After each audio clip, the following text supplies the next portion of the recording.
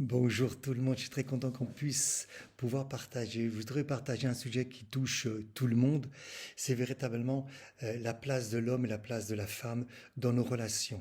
Alors c'est sûr que ça a été galvaudé, ça a été blessé depuis la faute originelle. Chacun a son regard sur la place de l'homme, la place de la femme. Chacun va essayer de prendre des fois même des versets. Chacun est impacté par sa culture, par son éducation, par son éducation, oui, par la société.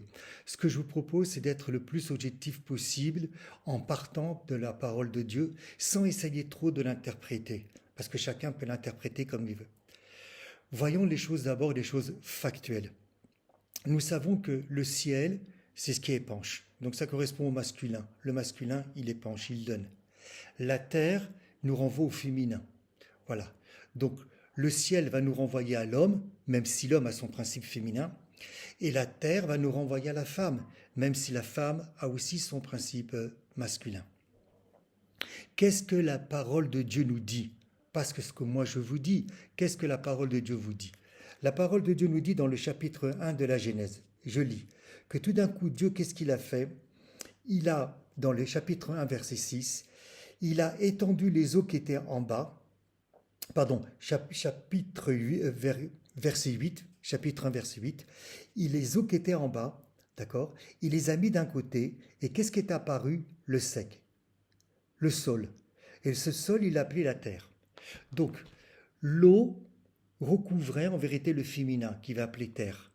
La terre nous renvoie au féminin. Et donc, il fallait absolument que la terre apparaisse.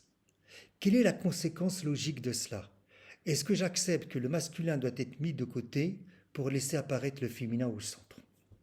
Et que concrètement, c'est le masculin qui sera au service du féminin, comme le ciel au service de la terre, comme le soleil au service de la lune.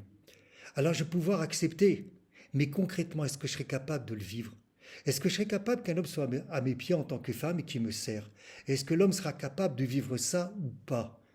Ou bien c'est compliqué, c'est hyper compliqué, à cause de vos blessures, à cause de votre éducation, comme moi. Si on ne fait pas un travail de guérison intérieure par rapport à cela, par rapport à la perception des autres, par rapport à la perception de l'éducation, par rapport à notre propre perception, voilà, et par rapport à ce que je peux comprendre de manière péjorative sur cette attitude, sur ces mots.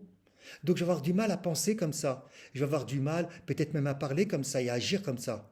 Je pourrais très bien dire, c'est beau, c'est super ce qu'il dit, la Bible c'est super ce qu'elle dit, mais concrètement, la place de l'homme doit être au service de la femme, comme Jésus est au service de l'Église, comme le ciel au service de la lune, comme le ciel au service de la terre. Si déjà nous intégrons pas ça dans nos relations, comment voulez-vous qu'il y ait une bonne relation entre l'homme et la femme dans notre humanité? Alors on pourra faire des grands speeches de la spiritualité au niveau de Jésus, au niveau de l'Église, au niveau des charismes, au niveau des dons, au niveau de l'Esprit Saint, mais si tu n'as pas de le B à bas, il y aura toujours un bug. Mais n'oubliez pas, dans la joie, hein. Voilà.